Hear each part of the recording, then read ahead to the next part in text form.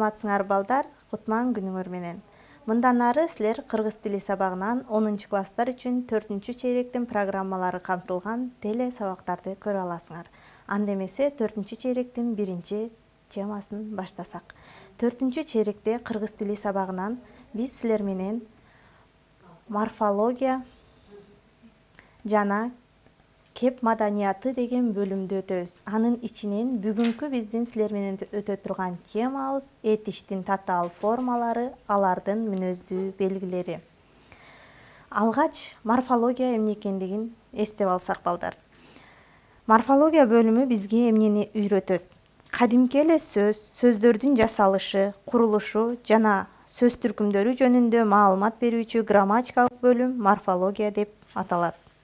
Бүгүнкү сабактын темасы этиштин татаал формалары, алардын мүнөздүү белгилери. Бул сабактан биз силер менен эмнени үйрөнө алабыз? Этиштин татаал формаларын, мүнөздүү белгилерин өтүү менен биз этиштин татаал формаларынын кандай түзүлөөрүн түшүнүп, анын мүнөздүү белгилерин ажырата алабыз. Этиштин татаал формалары 2 же андан ашык этиш сөздөрдүн бир мааниге бириккен тобу аркылуу уюшулат. Бирок алардын тутумун түзүп турган бөлүктөрү берген маанилери боюнча бирдей даражада болбойт. Алардын бири кыймыл-аракеттик негизги маанини билгизет да, калгандары анын маанисин толуктайт. Грамматикалык жактан ал маанини жыйынтыктайт. Мына ушул өзгөчөлүгүнө карай татаал этиштер 2ге бөлүнөт. Негизги этиш жана жардамчы этиш болуп. Негизги этишке жардамчы этиш же көмөкчү сөз кошулуп айтылса, татаал этишти түзөт. Татаал этиштер 2 сөздөрдөн түзүлөт деген жыйынтык мына ушундан келип чыккан. Мисал катары карап көрөлү балдар. Жаркынай жылмайып койду. Мында жылмайып койду татаал формадагы этиш болуп саналат. Мен үйгө бара жатам. Бара жатам татаал этиш. Мында кыймыл-аракет жөнүндөгү негизги түшүнүк чакчыл формасындагы алардын биринчи түгөйлөрү жылмайып, бара аркылуу берилди. Ал эми экинчи түгөйлөрү аларга кошумча маани киргизүү менен грамматикалык жактан жыйынтыкталды. Демек, негизги жана жардамчы этиштер маанилик жана грамматикалык жактан өз ара ажырагыс болуп уюмдашып келип, кеңири маанидеги кыймыл-аракетти билдирсе, этиштин татаал формалары деп аталат. Эми негизги этиш жана жардамчы этиш боюнча сөз кылсак. Негизги этиш чакчылдын а, э, ый, ып, ганы мүчөлөрү аркылуу жасалат. Ушул формалар аркылуу жасалат. Мисалдарга көңүл буралы. Класста сабак жүрүп жатат. Окуучу чарчаганын жеңе баштады. Кайрадан эл тынчый баштады. Султанмурат ордунан тура калды. Мисалдардагы баса белгиленген чакчыл формасындагы этиштердин алгачкы лексикалык маанилери сакталган жана сөз болуп жаткан окуядагы кыймыл-аракеттин негизги түшүнүгүн билдирип турат. Негизги этиштер лексикалык баштапкы маанилерин дайыма сактайт да, чакчылдын формаларында турушат. Ал эми жардамчы этиштер төмөндөгүдөй белгилерге ээ. Биринчи баштапкы лексикалык маанисинен ажыраган болот да, абстрактуу мааниде болот. Ошондой эле негизги этиш аркылуу берилген кыймыл-аракеттин кайсы жак тарабынан аткарылгандыгын билдирет. Негизги этишке кошумча маани киргизе алат жардамчы этиштер. Эми мисалдарга көңүл бурсак. Ал унчукпай тура берди. Бул жерде жардамчы этиш кызыл менен белгиленип турган берди деген сөз негизги этиш тура деген сөзгө кошумча маани берип турат. Эмнегедир ошол күндөр эсиме келе түштү. Бексултан жаш балача ыйлап жиберди. Бул жерде түштү, берди, жиберди деген сөздөр жардамчы этиштер. Аттан түштү, алма берди, үйгө жиберди деген сыяктуу өзүлөрүнүн баштапкы лексикалык маанилерин сактабастан негизги этиш билдирген түшүнүктөрүн кандай мүнөздө өтүшүн билдирип турат. негизги жана жардамчы этиштердин орун алуу багыты дагы туруктуу балдар. Башкача айтканда, алгач негизги этиш, андан барып жардамчы этиш жайгашат.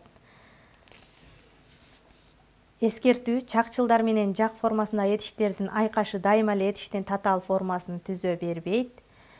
Мисалы карайлы, жигит не дээрин билбей оңтойсуздана күлдү. Жигит не дээрин билбей оңтойсуздана баштады. Бул жердеги оңтойсуздана күлдү жана оңтойсуздана баштады деген этиштер бири экинчисине карата бирдей эле каражат. Оңтойсуздана деген сөздү эки сүйлөмдө тең байкасаңыздар, мында бирдей эле чакчылдын А формасы аркылуу байланышканына карабастан, анын биринчи этишинде оңтойсуздана күлдү деген мисалды ала турган болсок, бул жерде экөө тең өз алдынча лексикалык мааниге ээ. Ал эми экинчи мисалдагы оңтойсуздана баштады деген мисалды алып карасак, мында чакчылдын А формасы менен уюшулган оңтойсуздана деген сөзгө баштады деген жардамчы этиш. Ошондуктан мындай этиштер негизги этишке карата дайыма маанилик жактан көз каранды болот да, аны менен ажырагыс биримдикте колдонулуп, этиштин татаал формасын түзөт. Демек, балдар, мындай түзүлүштөгү катар келген этиштерде алардын жак формасындагы түгөйүнүн өз алдынча лексикалык мааниге ээ же эместиги чечүүчү ролду ойнойт. Мисалы, ал жылмайып үндөбөдү. Ал жылмайып койду. Биринчи мисалдагы этиштин ар бири өз алдынча мааниге ээ болсо, экинчи мисалдагы этиштер татаал формалуу этиш болуп саналат. Негизги этиш менен жардамчы этиштин байланышуу жолдорунун схемасы: негизги этишке чакчылдын А, ый, ып, ганы, мыш формалар уланат дагы, андан кийин барып жардамчы этиш орун алат. Эми, балдар, ушул тема боюнча көнүк иштеп көрөлү. Бул көнүгүдө силер көп чекиттин ордуна татаал этиштин формаларын коюшуңуздар керек. Экөө караңгыда темселеп жүрүп, куурап түшкөн чегедектерден бир далай чогултуп, бул жерде жардамчы этишти табышыбыз керек. Туура жообун келди деп таптыңар деп ишенем. Кийинки мисал: булактын боюна жакын шамал тийбеген ыктоого от салышты. Бул жерде, балдар, тескерисинче негизги этишти табышыбыз керек. Сүйлөмдүн маанисине карата негизги этишти табабыз. Негизги этиш: жага, булактын боюна жакын шамал тийбеген ыктоого от жага салышты. Кийинки мисал: от барган сайын алууланып, денеге жагымдуу бир аптап таратып, көп чекит. Демек, бул жерге силер жардамчы этишти табасыңар. Жардамчы этиш туура жатты деген сөз. От барган сайын алууланып, денеге жагымдуу бир аптап таратып жатты. Эми бүгүнкү өтүлгөн сабак боюнча чакан тест иштеп көрөлү, балдар. Негизги этиштер лексикалык баштапкы маанилерин дайыма сактайт да, чакчылдардын кайсы формаларында турушат? Асы А, Э, ый кошулган элек мүчөлөрү, Бсы ган, ар, бас мүчөлөрү, Всы ып, ган, мак мүчөлөрү, Гсы А, Э, ый, ып, ганы мүчөлөрү.